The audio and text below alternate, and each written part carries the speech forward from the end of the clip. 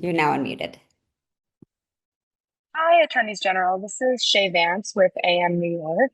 The USDA has said that they're requesting this data so that they can prevent fraud and abuse in the distribution of SNAP benefits. Do you think there's any legitimacy to that claim? And do you have concerns that there is in fact fraud and abuse in the administration of these benefits? That's a pretext. This is really all about immigration enforcement. This is all about advancing the agenda of the president of these United States. And that is, he has this animus against immigrants and undocumented individuals. It's clear. If you look at the executive order where DOGE is collecting this giant database, it's primarily focused on, again, in their words, not mine, illegal aliens. And so for that, any statement that they indicate, any defense that they say now that it's focused on abuse or fraud is nothing more than a pretext. This is nothing more than an attempt to gather information specifically regarding undocumented immigrants.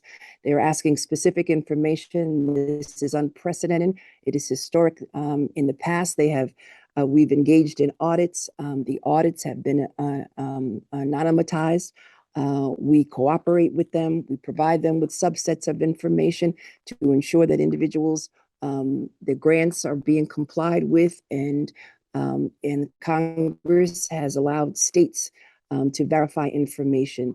Again, I reject this notion that this is all about abuse or corruption or whatever excuse. This is nothing more than an attempt to harass and to harangue innocent individuals who are suffering from food insecurity, and they happen to be immigrants. H.E. James, if you don't mind me following up on that, clearly the purpose of what the Trump administration is doing here is to target immigrant communities. But I think it's important to remember it's also to send a chilling effect to American citizens and to tell them that if they apply for programs that they are perfectly entitled to under law, their most personal and sensitive data is going to be shared with all kinds of people. And it's going to have the impact, and I think it already is, of scaring people away from seeking these incredibly important programs. Man, I think we can all say there's almost nothing more important than a person's ability to eat. And yet for a lot of people who are eligible for these programs, it's frightening them because they don't know what's going to happen to their information. So they simply don't want to participate in the programs, and they desperately need that. The other thing that we're seeing, I will tell you anecdotally in Michigan, is that what's happening is where you have American citizens who are children, their parents who would normally be the ones to obviously go shopping for, grocery shopping for them or go to food pantries for them. What I'm hearing in Michigan, this might be the same for California and for New York, is these people have disappeared. They're just not showing up anymore. Now, does it mean their kids don't need food anymore? I doubt it. I think they're just going without food because they're in a state of terror. And again, it's not because these children are not 100% eligible for SNAP benefits. They are.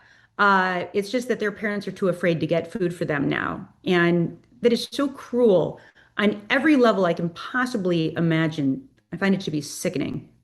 Yeah, it's nothing more than a tool in its campaign to target individuals.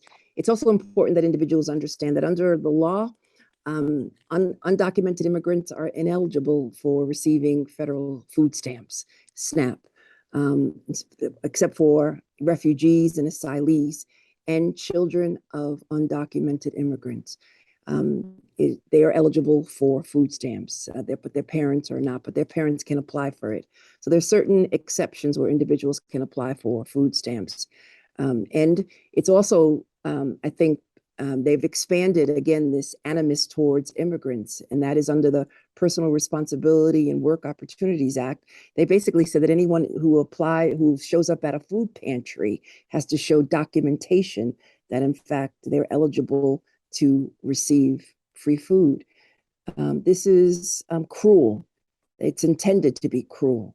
And it's, again, focused on targeting innocent immigrants who simply want to eat.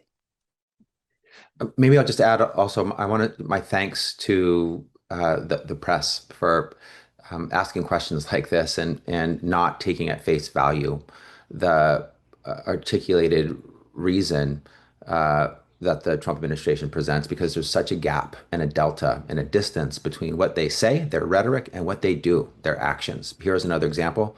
They've called so many things waste, fraud, and abuse. It's like their go-to label. It's their default. And apparently, all of the Department of Education is waste, fraud, and abuse.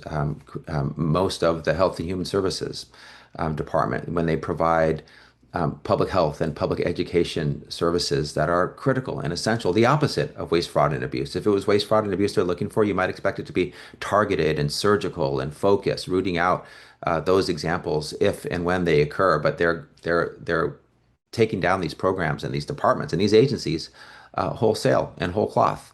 And you don't need to look any further than the articulated argument that the Trump made on the campaign trail and continues to make this to this day, and so does Stephen Miller, that they are going after undocumented criminals in the United States, and they are absolutely not. On day one, they went after U.S. citizens who are born with birthright citizenship. They went after refugee programs and TPS programs, people who are lawfully present, people with legal visas, student visas, and work visas. And now they're deporting citizen children and arresting people who are lawfully present. So there's such a distance between what they say and what they do. And I appreciate your investigation to probe and test what they say and to get to the bottom of it, because I think what you'll see is that what they say is absolutely completely different from what they actually do. And that's another example here. This is not about waste, fraud, and abuse. This is one of the programs that have been hailed as having the best protections and safeguarding against waste, fraud, and abuse. And to somehow need every bit of data from all the states over 5 years to somehow root out waste, fraud, and abuse is, it doesn't pass the straight face test. Right. And if they were focused on waste, fraud, and abuse, then why would you fire so many inspector generals? And I'm just going to add one more thing to that, right? So California and New York are donor states. Michigan, we're about even in terms of the amount of money that we pay to the federal government and the amount of money we receive back in the form of our programming. So I just want to make it clear again to people who seemingly have a difficult time grasping this, not referring to our friends in the media, of course, but to other people who are watching this, that's our money. I mean, we paid tax dollars to the federal government. Then the federal government, routes that money back to us in the form of these essential programs. So we already paid for this. And so when you cut off programming like SNAP, it just goes into the pockets of Trump's friends and billionaires. But we already paid for this stuff. And our state residents, who again paid their taxes, and our individuals in our states paid their taxes, businesses paid their taxes, that money went to the federal government. We want our money back. Okay, next question comes from